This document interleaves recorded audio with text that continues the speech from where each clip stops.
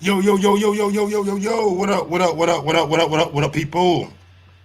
Welcome back to another edition of Mike on Sports. I am your host. I go by the name of Mike Gross, man. Big ups to that 501 and that 317. Little Rock, Indianapolis. We in the motherfucking building. And I'm back with another one, man. I got a special interview coming with Stephen BreadMan Edwards. Y'all guys sit back and get your popcorn ready. Yes, sir. You know what I'm saying? Yo, Mike, drop that beat on. You know how we do. Sometimes you gotta give people their flowers. While they can still smell them. Mark Nash.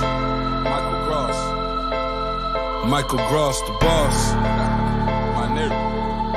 My brother. Let's get this shit done, Mike. We all love sports, right?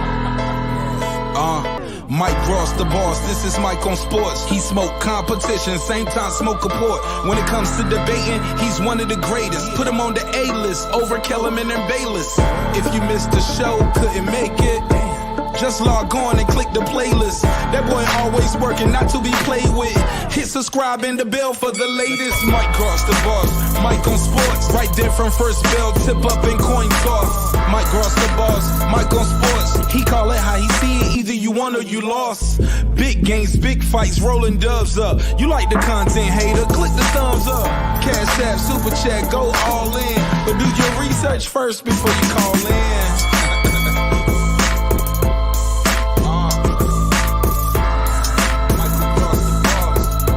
Been waiting on. And yes, I am back. I am back. I am back. I am back.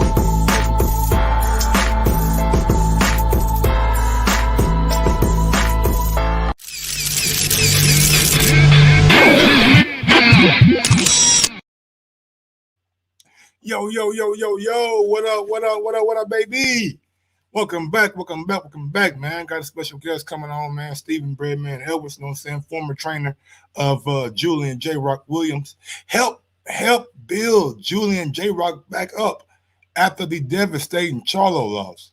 Got the man a couple more wins under his belt, and they went out there and did the unthinkable. The unthinkable.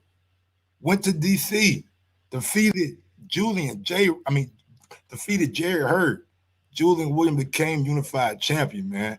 Those guys celebrated greatness. Greatness, man. That's the mark of a great trainer. Taking somebody back from defeat and having them rise back up.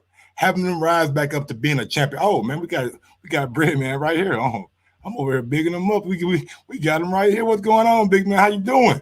I'm good. How you doing, my man? I'm doing great. First off, it's a pleasure and an honor to interview you. I interviewed you on the Boxing Voice a couple times. I used to work over there. Now I got my own thing going.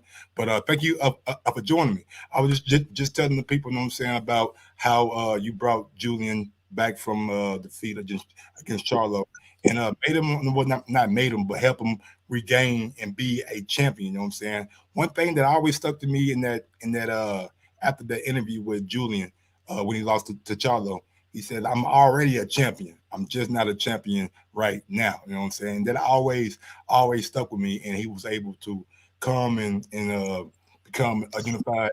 And we seen him against Rosario, and that was devastating. That what led to you guys breaking up. But I don't want to get into that right now.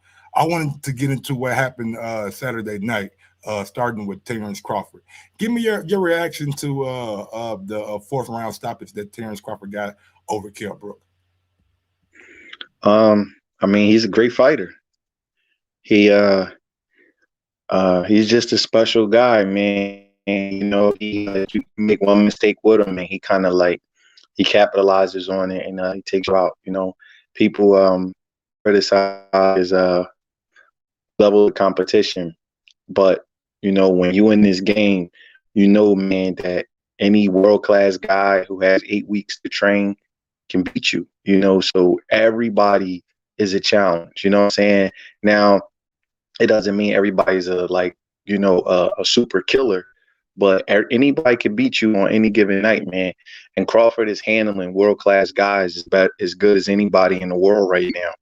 He's a great fighter. That was a great punch. That was like a karate punch he hit that guy with, man. It was, it came out looking like a hook, and he dropped his thumb down and turned it into a jab, man. That was nasty. That's a nasty shot, bro. I actually try to teach my son that. My son is right-handed, but he boxes southpaw, and we actually work on little punches like that, man. That's man, that was like that's a special dude, man. I give a lot of props to him and his trainer, Bo Mack and Red. I've been knowing them for a while. You know what I mean? James Crawford's a great fighter, man. That was a really impressive performance. Because say what you want, Kell Brook was sharp.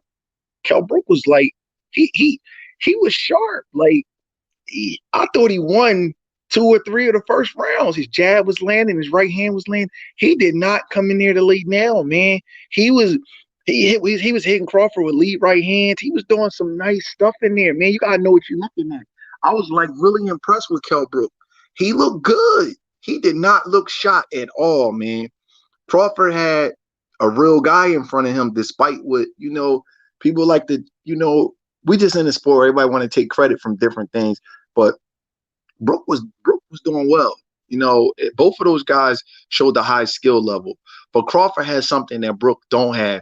He has the ability to process fast, and the person who wins a fight is the person who is processing it fast. That's not skill. Skill is like something you practice on, like a jab or a right hand or things like that. Kell Brook has all the skill in the world, but what I'm talking about is the ability to see something, because quickness is in your mind, and be able to react and come up with a solution at a very, very, very quick pace. Floyd was a master at that. You talked about Jullian versus Charlo, and that fight. Watch that fight. Jullian didn't get a lot of credit for how good he was doing before he got stopped. He was really sharp that night. He was doing really, really good. He was I can't hear you. I didn't want to cut you off. I'm saying him and Charlo was like this. If you listen to Charlo Corner and you listen to his brother, it was like, wow, this is tight. Jullian was killing him with a 1-2. But I want to give Charlo credit. Let me tell you something. Charlo was laying on that uppercut that he wanted to hit Jullian with. He had tried it in the second round. He had tried it in the fourth round twice. But Jullian's mind didn't process that he was trying to hit him with the uppercut. We was telling him in the corner, don't fall in with your right hand, trying to hit you with an uppercut, but he just didn't process it that night. He was like so hell-bent and focused on landing his right hand, he didn't realize what Charlo was doing to him. And that comes with, that's not, because people confuse skill, talent, athleticism, different things. Your IQ and your skill are not the same thing. I think Jullian got more skills than Charlo, but Charlo showed major IQ that night because Jullian was killing him with a 1-2 right down the middle, bang bang. I mean, he probably landed about 15 times over the first 5 rounds, but Charlo laid on him, countered it, and came back with an uppercut because Jullian was putting everything on his right hand, and it was a great move. You just got to just take your head off. And I'm saying that because Kell Brook was killing Crawford with a jab, right? Crawford turned southpaw, and over top of Kell Brook's jab, he lands like a hybrid hook jab, and Kell Brook was like trying to step in, and boom, it was like a head-on collision, and Kell Brook didn't realize what was happening to him, man. It was a thing of beauty, man. It really was. I feel bad for Kell Brook because that's probably his last shot, and fighters go through a lot in training camp, man. You got to put a lot in with him. And he had to get down in weight. He had to get sharp. He had to do some things. And I feel bad for him. But that was I love fights with high skill levels. And that was a hell of a fight, man. It really was. It displayed a lot of skill, and I was really impressed with both guys. But that's the reason why I think Terence Crawford is the best fighter in the world, man, because he consistently does things like that. I was going to ask you, is Terence Crawford the best fighter in the division? I mean, pound for pound, I got him number 1, but in the division, or is Errol Spence being unified, beating Sean Porter, beating Kell Brook, and going in there against Danny? Does he have more claim to that number 1 spot? He probably does. But that's why they got to fight the fights. That's why they got to fight the fight. Errol Spence has been at welterweight longer. He's the unified champion. So Errol Spence probably has an advantage over him in the division.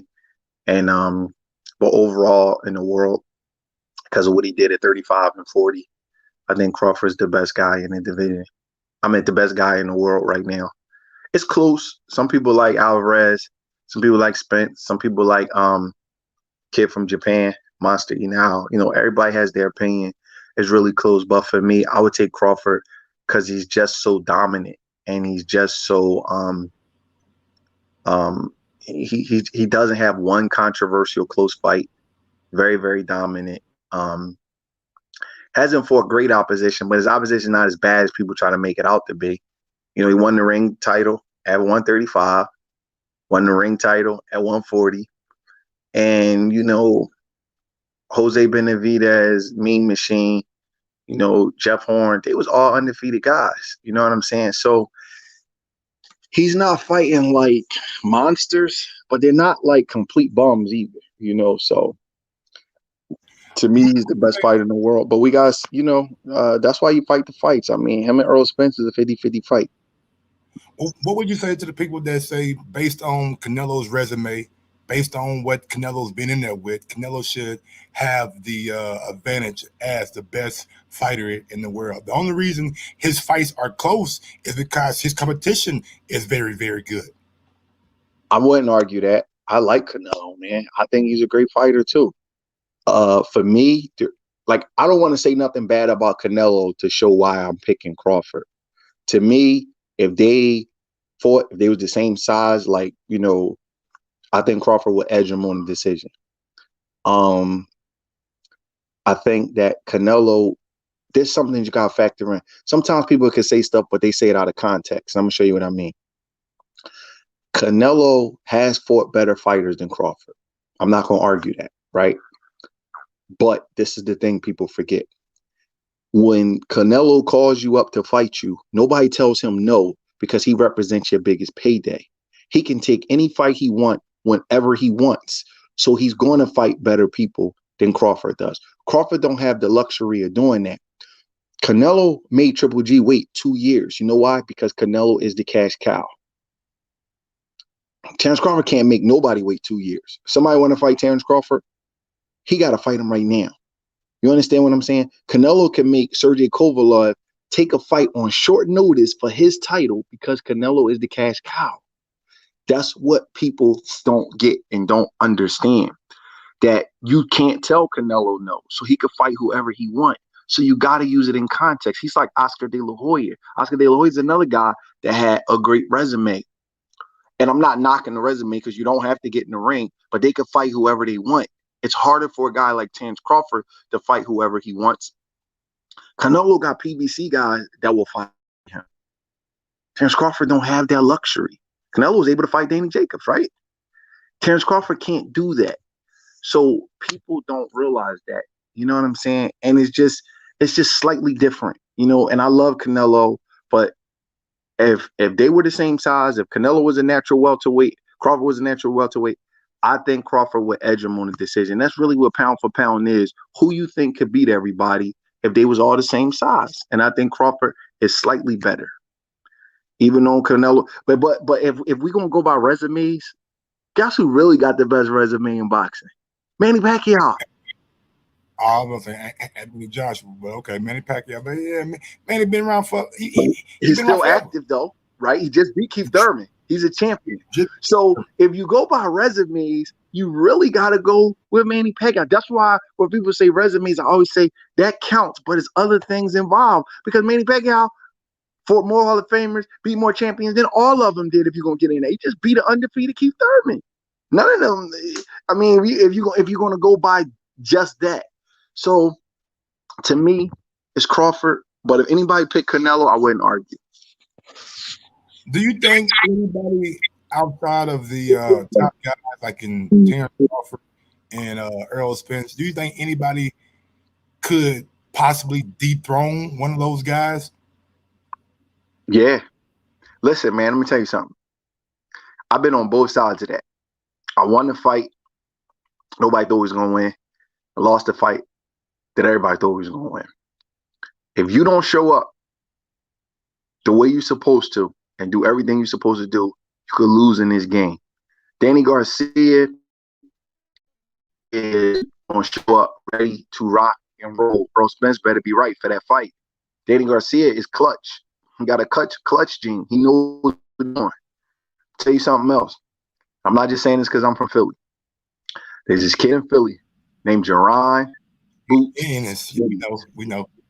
And let me tell you something. That kid right now would give Spence or Crawford all they want. I'm telling you. Forget about all that. He ain't caught nobody, this, that, and the other.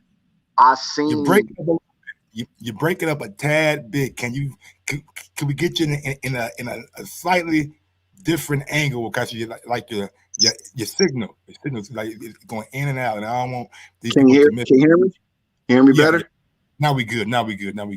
I'm telling you that kid Jerron Boots he could fight Terrence Crawford or Earl Spence right now. Not tomorrow, not in 2 years, not in 3 years, right this second. I'm telling you. I gotta push back a little bit. Not his last fight. The fight before his last one. I think it was before the pandemic started. He went out there and he was aggressive against a tough dude. The dude was short. I forgot his name. I know it was like a Russian guy. I remember. Yeah. And he called Jerron a couple of times with a left hook. And Jerron acknowledged in the post-fight interview, I got hit more than I would have liked to. And I was just looking at that like that gave me cause to pause because Terrence Crawford, knowing how he just killed Brook with that shot. I get all that. And if you do that in boxing, right, you always gonna have a comparison, and you can always play the devil's advocate. You gotta understand something. If Ennis fights Crawford or Spence, he's gonna be sharper than he was for that guy. His mind is gonna be on point. He's gonna be in a position. He's gonna be so sharp because he know that they could hurt him. He probably won't give that shot up. You know what I'm saying? Like, people always throw this up in Crawford's face. He got hurt by Gamboa. That was just the thing. Maybe Gamboa was on that night. Maybe his size threw something up. Maybe Crawford took chances because he knew he was a smaller guy. Welterweights is not hurt. So you got to be careful with that because you can always nitpick something about somebody in boxing. You know what I'm saying? Trust me, bro. This kid Ennis he's probably the most talented kid I've ever seen in Philadelphia. Damn. Yeah. He's probably the most talented kid I've ever seen come out of Philadelphia. Ever. Yeah, that's how talented he is. He has really, really freaky natural talent. And he's bigger than Crawford and Spence. Yes, he is. Definitely is. I'm telling you, man. I'm telling you. He has freaky, weird, natural talent. Them guys will have a very tough time dealing with that kid. I'm telling you. Let me ask you this, though. Seeing as we all know that that's the worst kept secret in boxing, that Jerron Ennis is coming. He coming. Do you ever think he gonna get his shot at a bug, or do you think they'll be going up to 154? I don't think he's gonna get a shot at him. Be honest with you, I don't. That's not how boxing works. You know what I'm saying? He's young. They gonna, I don't think they're scared of him. I just think it's like, man, I had to earn my stripes. I'm not gonna just give you no stripe. You 23 years old, kid. I'm not gonna be messing with you. I think they'll fight each other before they fight him. I think that the issue that he has is that he should have been somebody's mandatory, but he's not. See, if you were somebody's mandatory, you could force a title shot. Nobody's just going to just give him a title shot and be like, here. He too damn good. So I think that that's what the problem is with him. But, I mean, it's boxing, man. I don't think. I just think that is just too many years in age difference between him and them. And I just think that that's, guys kind of fight each other in the same age bracket. You don't really, Crawford 10 years older than him. You don't really see that. You know what I'm saying? It's Crawford. If Crawford, he don't even have to beat Boots. But if he just agreed to fight him, That would be the ultimate compliment to Terrence Crawford. They should walk him in the Hall of Fame because people don't take fights like that. They really don't. Don't nobody want to mess around with no kid 10 years younger than them, fast, sharp, hit hard, reflexes. Everybody shits on Loma. Bro, you got to be a gun to take that fight. Don't nobody want to deal with no young kid like that. They don't. Bigger than him, punch hard. These guys don't want to take them kind of fights, man. So you got to respect that. You know, I said, man, Teofimo Lopez is live. You got to respect that. When Teofimo Lopez get 32, 33, there's going to be a young kid that's going to be calling him out, bothering him. And you see if he take that fight. It's not an easy fight to take, man. Does Teofimo Lopez have to face Devin Haney in order to call himself undisputed? Or is he right now with the franchise title undisputed? Semantics. I don't even know all of the rules and how all that stuff happened. I'm not even going to, I like them both, man, and I try to stay out of all of that stuff, man. I really do. I try not to even read no gossip or nothing. As far as I'm concerned, Teofimo Lopez is the #1 guy in the division. He beat the best fighter in the division and the Ring Magazine champion, and I'll leave it at that. I don't even know, all of the WBC bylaws to tell me which one. It's too confusing, and I don't even want to waste brain cells even thinking about it. They both great fighters, and I would love to see him fight. But Teofimo Lopez is the guy at lightweight. He beat the man. You got to get a guy credit. Let me ask you a question.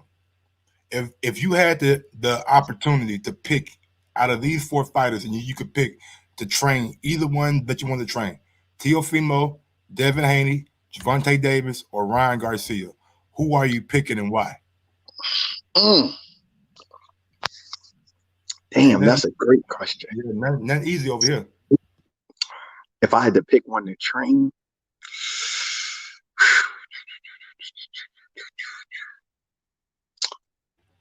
Bo Mac said Devin. I probably would pick Devin, but I don't know. I'm gonna give you a different reason though. Okay. I don't know what why his reasoning was, but the reason why I would pick Devin, this is weird, but I think his upside is higher because Devin can't really punch that good.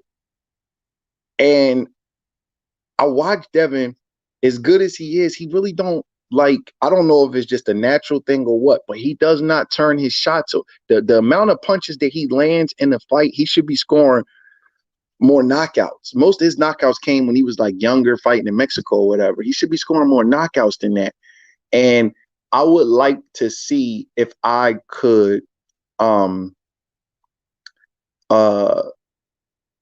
him with that, help him turn his shots over and do some things with that if I could pick. And I also think if I'm inclined to train somebody, when I analyze them, I always look at who's the better boxer, because at the top level it's hard to score knockouts. And I think that Devin Haney's style probably would age a little bit better than their styles because he can box a relaxed fight and he can last longer and take less punishment.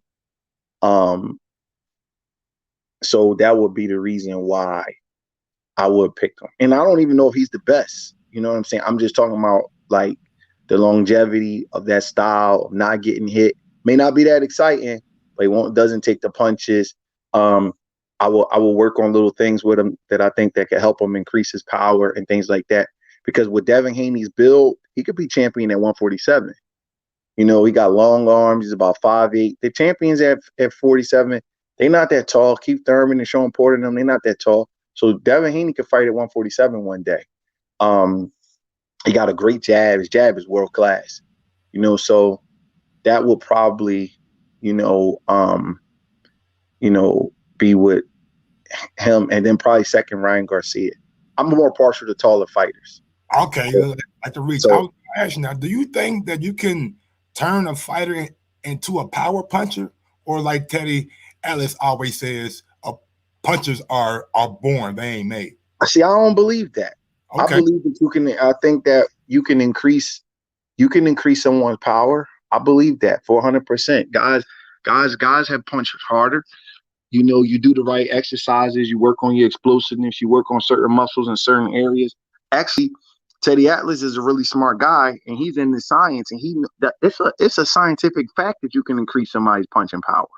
You just can. If you can increase somebody's speed, you can increase their power. You know, if you can increase somebody's mass, which is you can increase their power. If you can increase somebody's grip strength, their ability to, when upon impact for their wrist and their arms. You ever look at Beater Bev and Triple G? All they do is work on their grips, because at the moment of impact, they're punching. Their hands is not folding, and they're hitting you with density. So their arms, their wrist and their fist are locked. It's So, a video.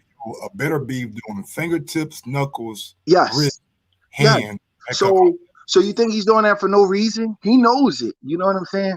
So I never conform. I never say punchers are born. I don't believe you could turn like Paulie Malignaggi into Deontay Wilder. No, you can't do that, because certain things you're born with a genetic gift. But don't tell me that you cannot increase a person's punching power. I've done it. 100%. Listen, Julian Williams didn't knock Jared Hurd out. He was hurting him. Believe that. He was hurting him. You know, it's things that you can do, man. You know, with a guy's balance, the size of your heavy bag, the type of heavy bag that you use, the type of gloves that you use on there. It's things that you could do. You can 100% increase somebody's punching power. You can't make freaking a person like, you know, a non-puncher into the greatest puncher of all times, but you could make a good puncher a better puncher. You can make a great puncher an all-time great puncher.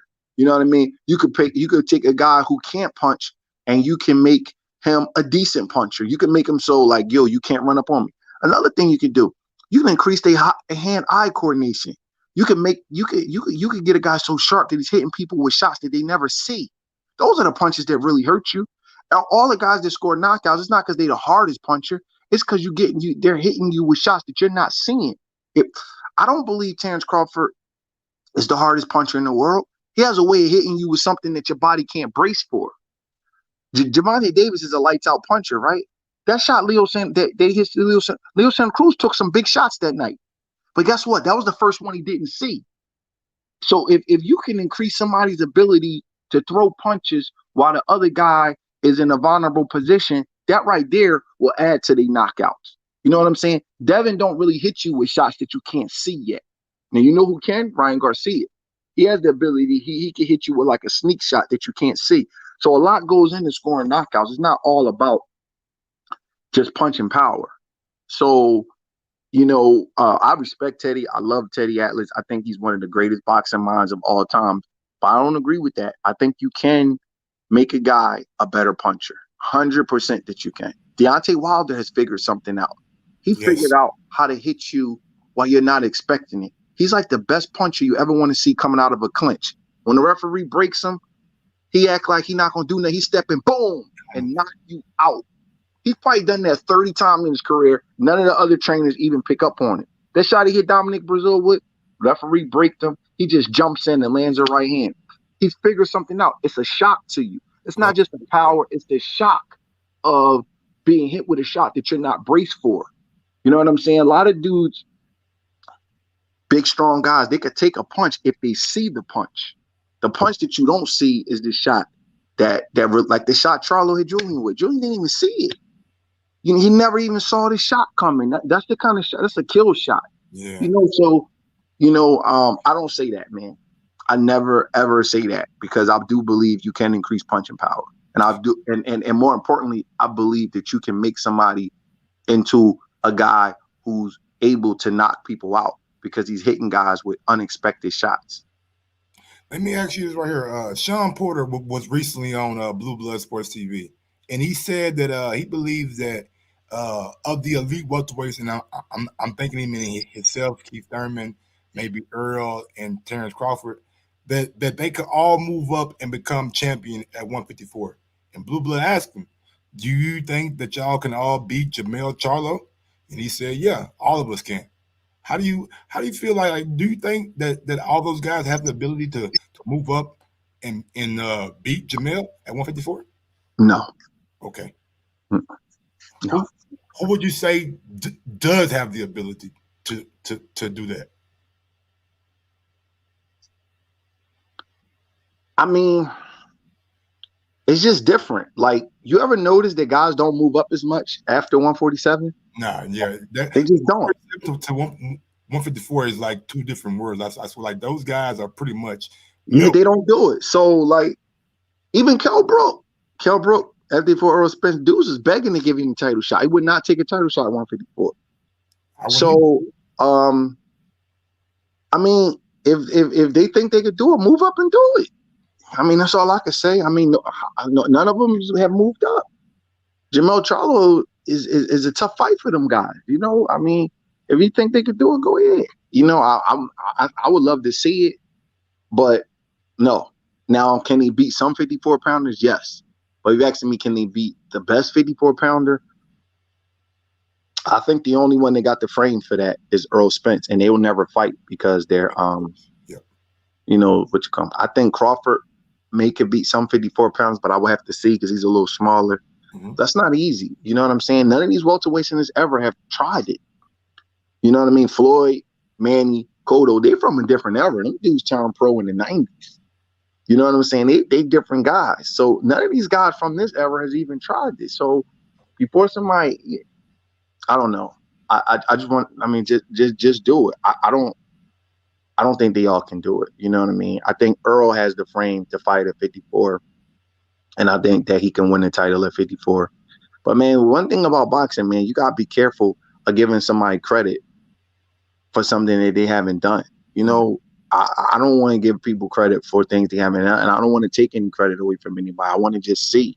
You know, I think that Jamel Charlo is a big guy. He's a strong guy, and there's just a difference.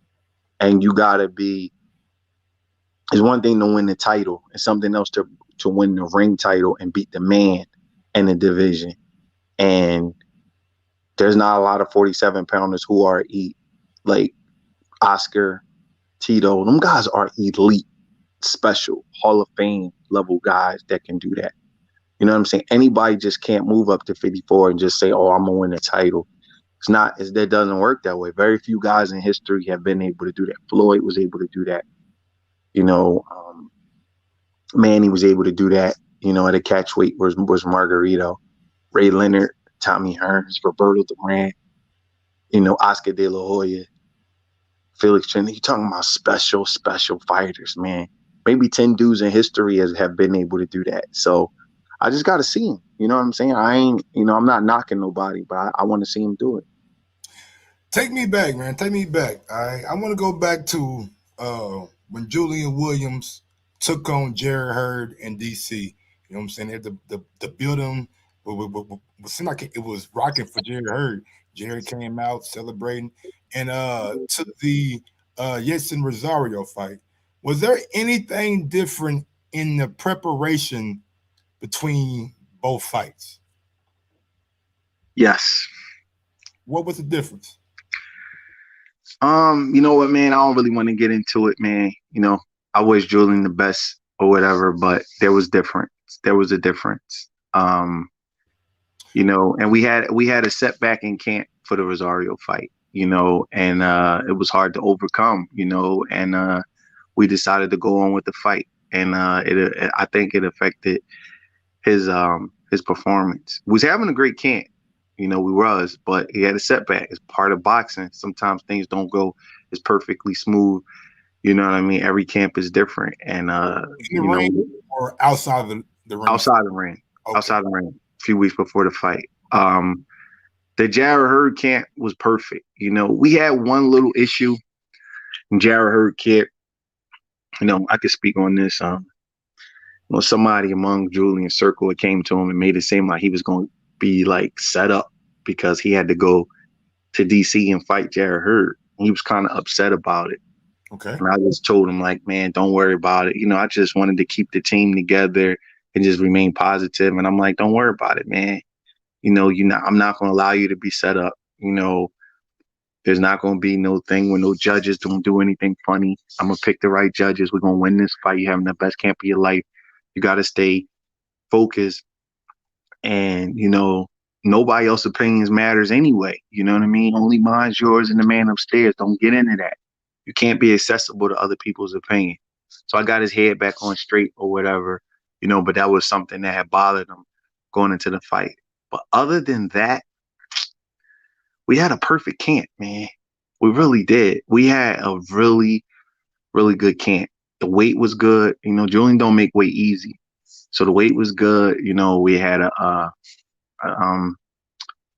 meal prepper come in and do some things, man. And just was a perfect camp. That's all I can say. It was just a perfect camp. You know, we went to California twice. You know, I had a mini camp in California, came back, we trained here, then me and him went back out there together.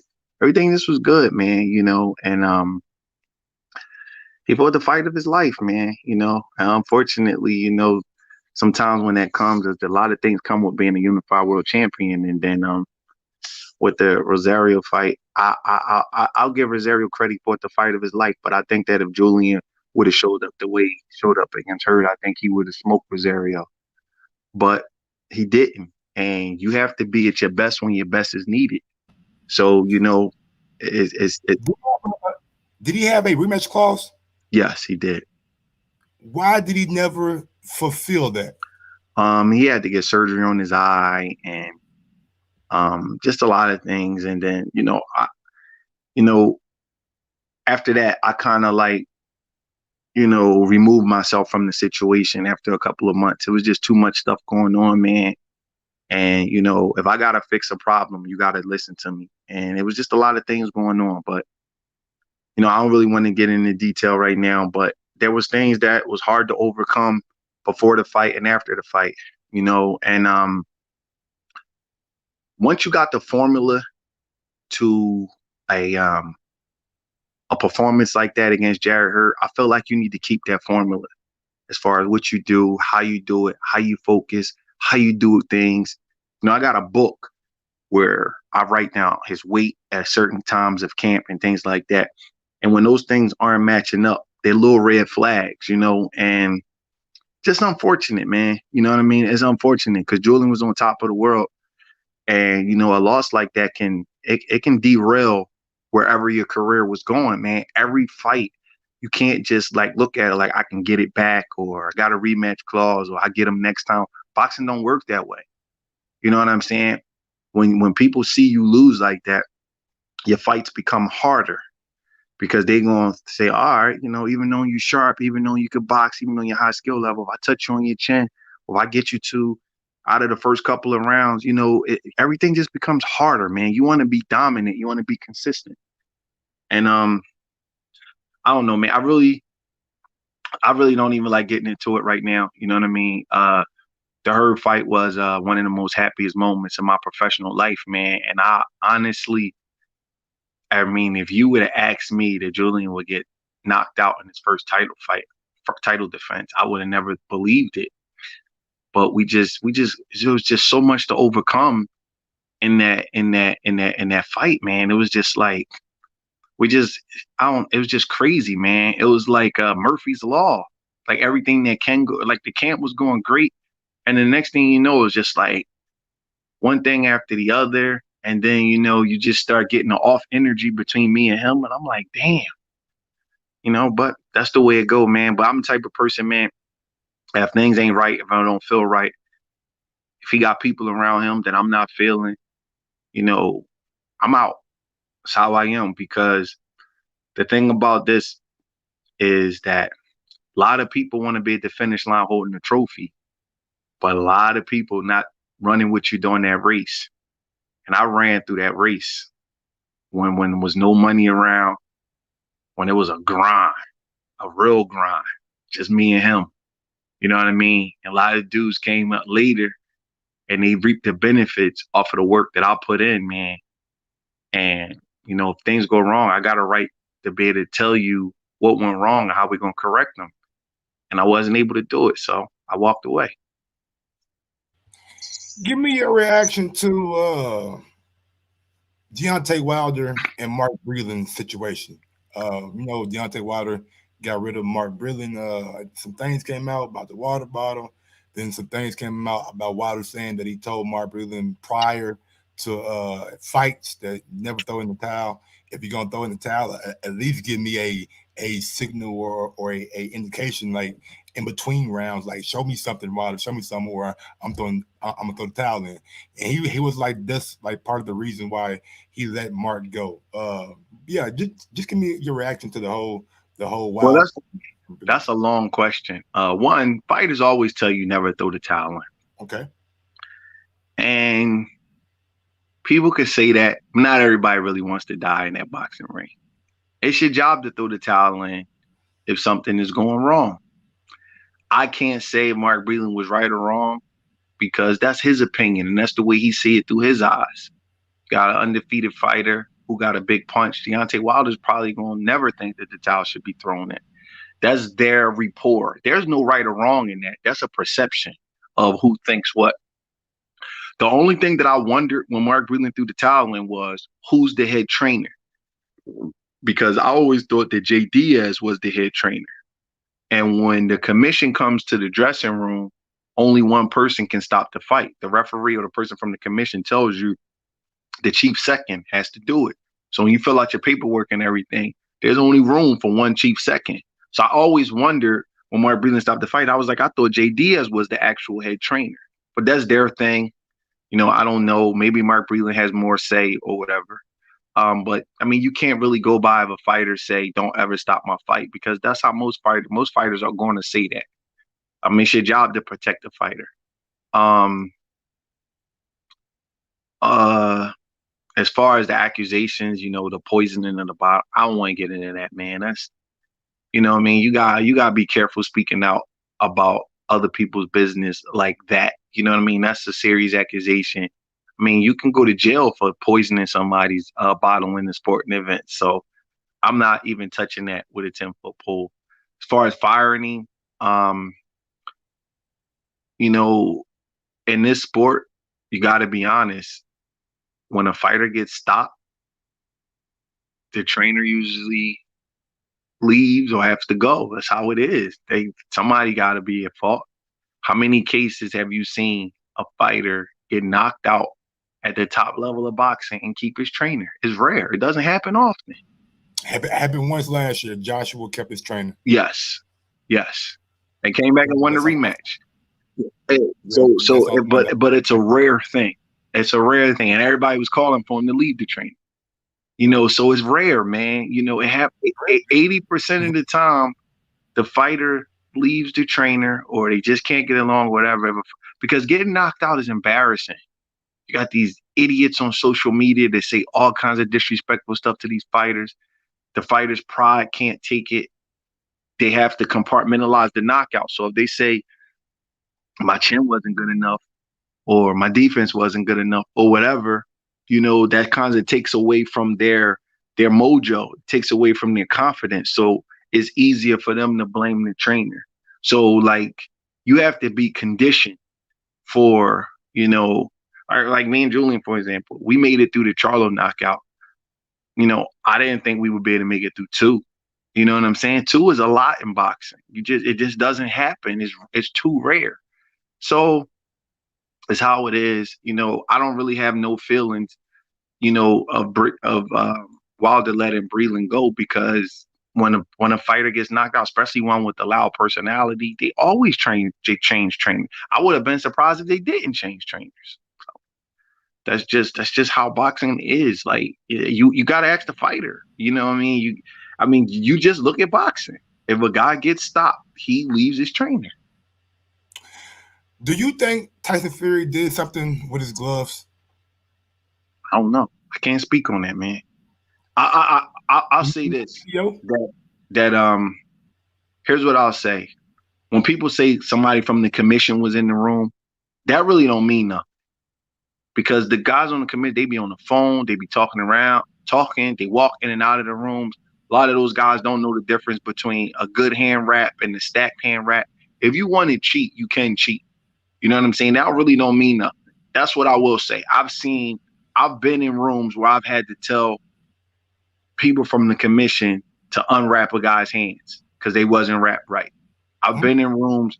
I've had a person from the commission give me a pair of 8-ounce gloves for a fighter that fought at 160 pounds, where anything over 147, you wear 10-ounce gloves, not 8-ounce gloves. And he gave me a pair of 8-ounce gloves, and I gave it back to him because I was honest. And I said, my fighter can't fight with these gloves, but go check the other guy's gloves too. These gloves are not supposed to be. So I don't say, well, somebody from the commission was in the room, that means they had to do everything right. Because if you take your eye off of somebody for 1 second, and anything can go. As far as what it was, I try not to even look at that stuff. I seen like 1 or 2 still shots, but a still shot is weird. And anybody can put a still shot and try to make it, you know what I'm saying? So I don't really know. I do know that the kind of gloves he used, I think they Everlast MX, they made with like this baby cow leather, and it's like this soft stuff.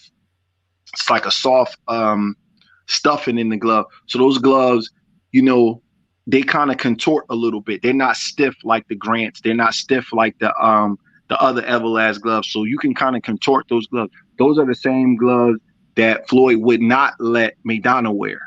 So those kind of gloves, you know, they can really hurt you with those gloves. You know, the leather and the stuff in those gloves are really, really soft. But I don't know, man. You know, I can't get into that because I just don't know. I honestly don't. I don't know. Listen, if everybody feels so strong about it, then they need to go in front of a board and have some open discovery and say what you saw and say what you think and present it that way. I don't want to get into internet gossip, man. It's too much. Everybody's gonna have this to say.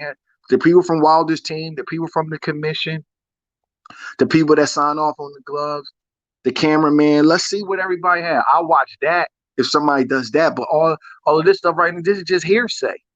You know, anybody can say anything at this point. So I agree, man. I agree 1,000%. Canelo recently became a free agent.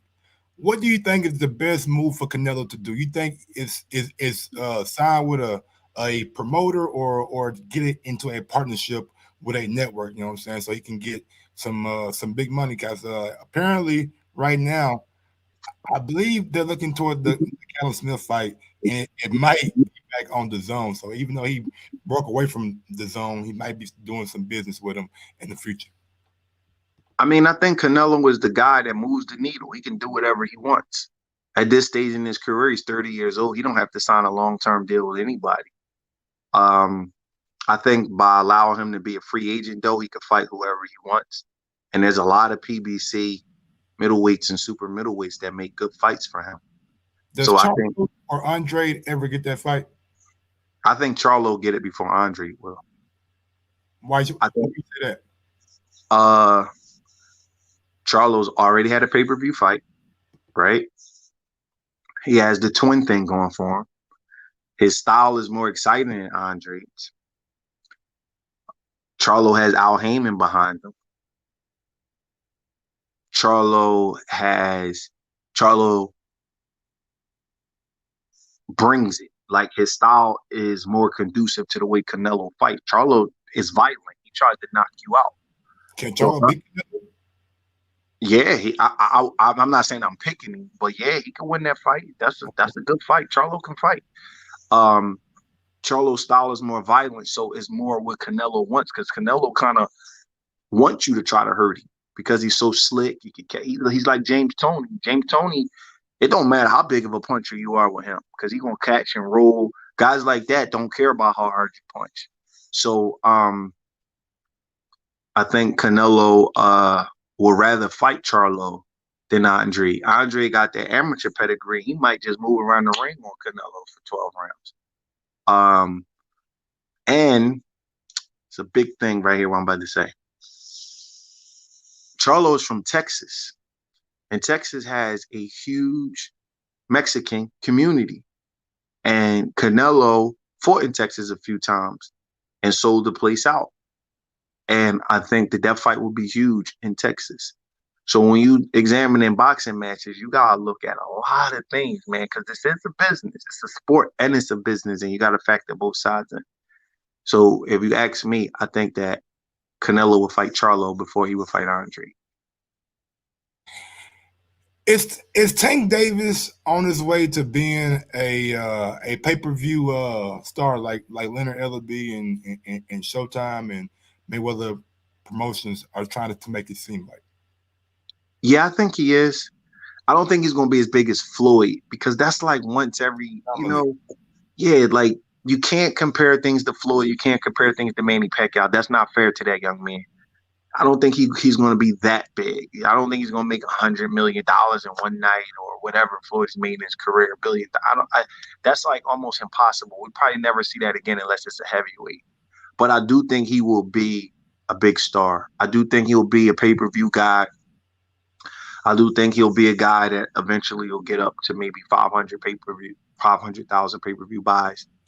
I do think he'll have, some $5, $6, $7 million paydays. I think he'll be around there. I do. He's a big puncher. He has an exciting style. And Floyd and Leonard Ellerbe are smart, man. They know what they're doing. This fight with Leo Santa Cruz, man, you talk about perfect matchmaking. That was perfect. He got a really good fighter, a known fighter, a fighter who was a 3-4 division champion, but not a big puncher, and a guy who wants to bring it and fight him in a firefight. That's what you want, man. If you're a puncher like Tank, you know what I mean. He should be hugging and kissing them guys. Leonard and Floyd, that's your big step up fight. And don't get me wrong, it wasn't no gimme. Leo fought his butt off. But what I'm saying is that if that's the kind of fight that you get to fight in your big step up pay-per-view fight, that's great handling of your career.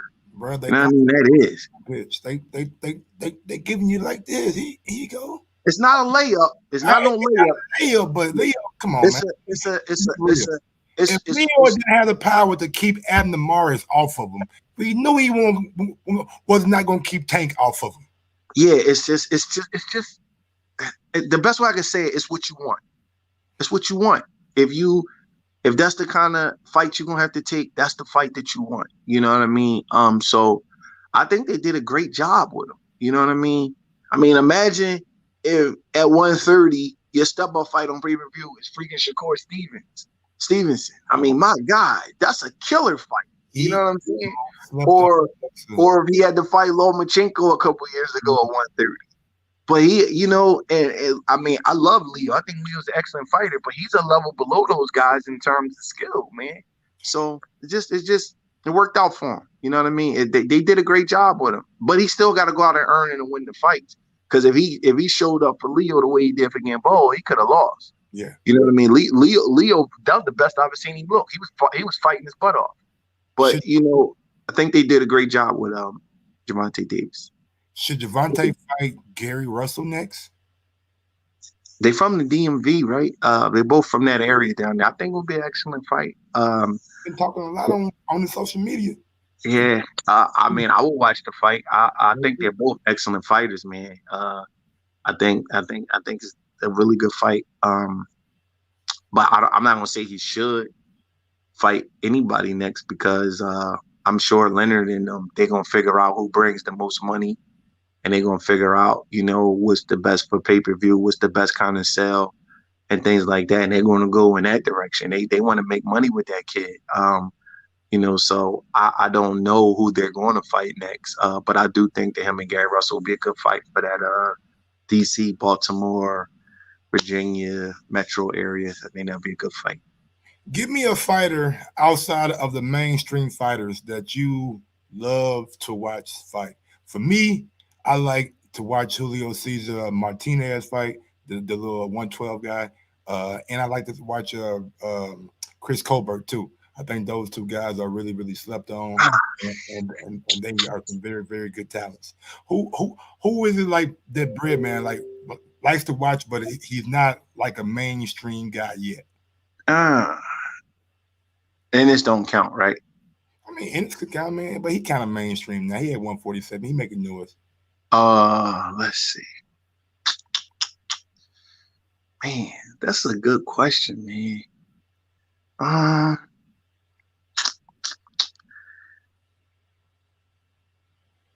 You know what? See, man, I love watching Chocolito fight, but he's mainstream. Fell off though. People ain't talking about him like they was when he was I on. don't care what they say, man. I love watching that guy fight, man. Great, that's a great fighter, man. If you know what you're looking at, that little guy can go. You know what, man? I love this gonna sound crazy. I love watching J-Rock fight when he's hot. Like her and he got this fight with Michael Medina on YouTube. Man, I like watching. I love crisp, sharp punchers like that. So pretty much anybody in Philly. So No, I'm not just the all Philly guy, man. That's a good question you asked me. I'm kind of you know what, man? See, I watch a lot of old fights. Okay, give me like I watch. Give me an old fight to go back and watch. I watch. Okay, Donald Curry versus Mike McCallum. Boy, I swear to God, man, everybody bring up Donald Curry. I got my partner in my group chat about 8 or 9 dudes. Donald Curry. Bro, you gotta watch Donald Curry, man. You gotta watch him when he's young, though. Okay. Watch Donald Curry versus. I'm gonna give you 3 Donald Curry fights. Donald Curry versus Mike McCallum. He lost that fight. Okay. Donald Curry versus Milton McCory. Okay. And Donald Curry versus a guy named Nino LaRocca. Man, let me tell you something, brother. You watch them fights and you call me and text me. That was a bad motherfucker. Oh my God. You got me hyped, man. I'm putting it on the night. I like watching Julio Cesar Chavez versus Edwin Rosario. That might be the best pressure fight performance I've ever seen in my life. Okay. I like watching Ray Leonard versus Tommy Hearns. That's a good fight. I like watching Ray Leonard versus a dude named Andy Price. Everybody talk about how good Crawford finished. You watch that fight. I like watching Alexis Arguello versus Alfredo Escalera. But I'm a little older than you, man. I go back. I got a YouTube half of these dudes, you know what I'm saying? Yeah. So I go back. I watching Roberto Duran versus Davey Moore. You know, I just go back, man. Sometimes I get in my bag and I just like watch guys. And I like watching Pernell Whitaker at lightweight, who's really, really smooth. You know, I like that. I like watching the young Felix Trinidad when he was coming up at welterweight, fighting Obakar and your boy Compass. But I go back, man. I can really, man. I can go back. I'm 44 years old, man. So, you know, I've seen all of the better guys of the 80s and 90s. I got to watch them as they were fighting. So it's a little different than having to go on YouTube. I watched them as they was going. So, you know, I see things a little bit differently. Yeah. Let me ask you my last question, man, because we almost an hour. It don't even feel like an hour. What's next for you? Like, what are you doing? Are you training any fighters? Yeah. I still got other guys, man. You know, I got a kid named Zachary Ochoa from New York. Zachary Ochoa, I know him. Okay, I got a kid named Karan Davis. He's fighting on the Earl Spence, Danny Garcia undercard. Okay. I think he's going to have the main event on Fox Sports 1. What's the weight class? 160. Okay, good. And I have a kid named Romeo Cruco Cruz. He's a 122 pounder. He fights he's a 4-0, and I have him. So, you know, I don't take on a lot of guys, but I like to have maybe 3 to 5 guys in my stable. Okay. And, you know, so I could show them their time, you know, give them the hour and a half, 2 hours every day to make sure everything is good. And I enjoy training, man. You know, I don't mind. A lot of people, like, you know, they say stuff like, you're willing to start over, but you're not really starting from scratch. You're starting with more experience because you know what to look for. Mm-hmm. So I don't mind, you know, I've had all these guys for a minute now, and I enjoy them all, man. And hopefully, I can produce a couple more world champions. I'm pretty sure you will, my brother. I'm pretty sure you will. Now, look, let the people know where they can follow you at, man, on social media, your IG, your Facebook, and your. Oh man, I don't.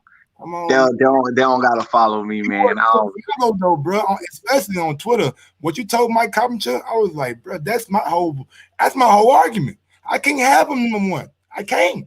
He can't Hey be number man, one. you know, people, you know, man. I'm gonna tell you something, man. In this game, people don't like the truth, man. Don't, They bro. they say certain things, and I'll be saying, I'm like, wow, y'all just overlook some real obvious things. Like they scared to say them because they not gonna get an interview no more. It's like I'm like, damn, like that's not a big deal. That's a huge deal when you're talking about something that's like this. Like, come on. Yes. But I don't know, man. I don't want to. I don't know. I guess you can follow me at that. But fuck it. I tell y'all where to follow me on Twitter here. You don't want to, I'm gonna tell you, man. Cause you a good follower on Twitter, bro. I swear you are, man. Like I enjoy seeing you reply and seeing you tweet at BreadMan Boxing. That's it. At BreadMan Boxing on Twitter. Man. Follow my guy. He a good follow, man. Wealth of knowledge, and I really enjoyed this interview, man. Thank you, brother. Yes, I appreciate it. Thank you for having me. Man, I love to have you back, man. Anytime you free, I love to have you back, man. Just talk boxing, man. Talk currency. Just let me know. All right, let me know. Thank you. All right. Shout out to my guy, man, Stephen BreadMan Edwards, man. That's what I'm talking about, y'all. That's what I'm talking about. Yeah. That's the kind of interview I'm talking about. Man, dropping gems. I thought I was a gem dropper. I ain't shit. Let me type in some of these fights you told me to type in. Donald Curry. Let me look up Donald Curry right quick. Man. Shit. You got me want to watch Donald Curry right now. The fuck Donald, nigga, who asked Donald whooping right now, man? Donald Curry. Man, let me type that shit in. Oh, yeah. Mill McCurry. Okay. Mike McCallum. Look at Mike McCallum fight, man. What up, D Nice? What up, Jason Abraham, man? B Romero, what's good? Dwayne B, I appreciate it, baby. Y'all smash that thumbs up button, man, on your way in, man. Like and subscribe to the channel. If you ain't already got you a hoodie, man, go ahead and get you a hoodie, man. I'm about to sit back and watch this Mike McCallum and Donald Curry fight, man. That's what I'm gonna watch, bro. I'm gonna sit back and watch this shit right now. Probably had a football game on too. But nah, man, we just working, man. Y'all be on the lookout, man. Y'all be on the lookout. I'm trying to secure Lou DiBella. Man. He just been busy and shit, so it's like it's tough, you know what I'm saying? It's tough to get to Lou right now, but I'm trying to secure Lou DiBella. I'm trying to get Frank Smith, you know what I'm saying? I'm trying to real make Frank Smith ass on in, but yeah, man, we just working, man. Y'all smash that thumbs up button. Go up there, you know what I'm saying? Copy one of these fresh ass new hoodies, man. We got all kind of colors, man. Shall I open up the store right quick, man? Let me open up the store right quick, man. Let me open up the store right quick, man. Just show y'all what we got, man. Mike on Sports Apparel, man. We got the hoodies, we got leggings, we got shirts, we got all you need. Look at that black. Oh, look at that. Oh, wait. Now that's nasty right there, boy. That bit right there, nasty. Who made that? Hey, I make my own designs, you know what I'm saying? I'm a designer, you know what I'm saying? I'm a apparel guy. Look at that shit, man. You tell me that ain't fresh, man. Can't tell me that, nigga, that ain't fresh. Say what? Nigga, we king shit, man. That's all we do. We do king shit around here. Throw the crown on my head. Yeah, yo, Mike, drop that beat on him. Yeah, big boy shit. And we got colors too. You want that gray? Oh, you want that gray? You don't want that gray. What about that light blue? You want that? Oh my God, you don't do them like that, Mike. Don't do them like that, boy. You look like a goddamn North Carolina Tar Heel. You look like a goddamn North Carolina Tar Heel out there, boy. Young Michael Jordan. But cocaine. We call this right here the Young Fury. Yeah. We call this right here the Young Fury. Yeah, we call that one the Young Fury. Cocaine white. Cocaine white. It's called the Young Fury. Yeah. Yeah, big dog shit. Yeah. Young Fury. Yeah, man. DJ Wally West, I appreciate it, bro. Hey, man. I should put my YouTube logo on the hoodie, brother. Okay. You're right. I should do that. Mike on Sports, man. You're right. YouTube that shit, man. I'm gonna make a fucking YouTube hoodie tonight. And for the ladies, I ain't forget about y'all, baby. No, baby. I ain't forget about you, girl. I ain't forget about you. Not the women. I love women. Look at y'all. Yeah. Oh, girl, you look so hot in that pink, girl. Hot pink out here like a bottle of Pepto-Bismol. Bring your sexy ass here. Bring your sexy ass here, girl. Yeah. And while you at it, baby, throw them leggings on, girl. Throw them Mike on Sports leggings on. You ain't know I had the Mike on Sports leggings? You ain't know I had the Mike on Sports leggings on the thigh area? On the thigh? Yeah. Depending on how fat that ass is, the Mike on Sports might rise up to right there. You know what I'm saying? And then depending on how fat that ass is, and that ass fat, that motherfucking Mike on Sports might rise up. Yeah, it might stretch out a little bit at them thighs, thick. You know what I'm saying? You got pink too, baby. Any color you need. Yeah, yes indeed. You want that white? Oh, you want that see-through, huh? You want that see-through, girl? I got you. We got you over here on Mike on Sports. We're gonna make sure you're good, baby. We're gonna make sure you're good. Yeah. Oh man, no cap, man. Y'all, man, I appreciate all the support, man. Like I said, man, we got different brands, but this ain't even like half the shit I got, man. I got some more shit, man. You know what I'm saying? I got some more shit for you. Hold on, man. I ain't done yet. I ain't fuck it. I'm swagging it out. If I'm gonna swag it out, then I'm gonna swag it out. If I'm gonna swag it out, then I'm gonna swag it out. Then lucky I can't bring my shit up. Lucky I can't bring my shit up. Yeah. My apparel. I said I can't even do it. Don't even worry about it. We don't even need it. All right, y'all. Y'all know what it is with me, man. Y'all smash that thumbs up button. I'm about to go ahead and get on down. Find me some food. Find me some dinner for the night. Till next time, man. Appreciate all the support. Yes, sir. Okay.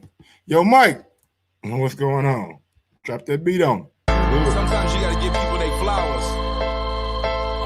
While they can still smell them. Mark Nash. Michael Gross, the boss. My nigga. My brother. Let's get this shit done, Mike. We all love sports, right?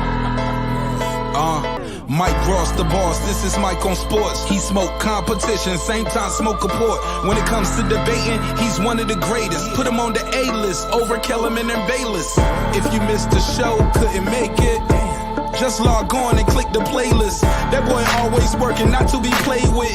Hit subscribe and the bell for the latest. Mike Ross, the boss, Mike on Sports. Right there from first bell, tip up and coin toss. Mike Ross, the boss, Mike on Sports. He call it how he see it, either you won or you lost.